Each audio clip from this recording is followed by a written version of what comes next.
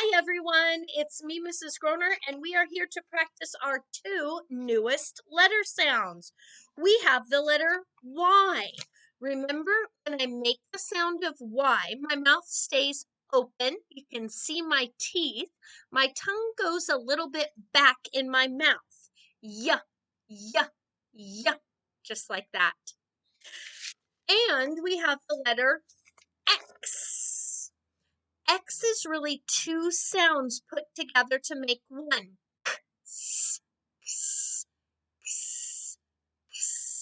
So my mouth opens and closes. When I make the k part, my tongue is up.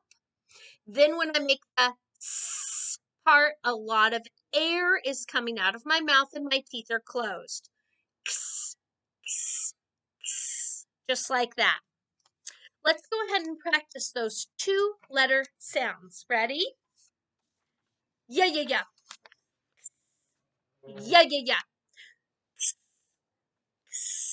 Yeah, yeah, yeah. Yeah, yeah, yeah, yeah, yeah, yeah, yeah, yeah, yeah, yeah, yeah, yeah, yeah, yeah.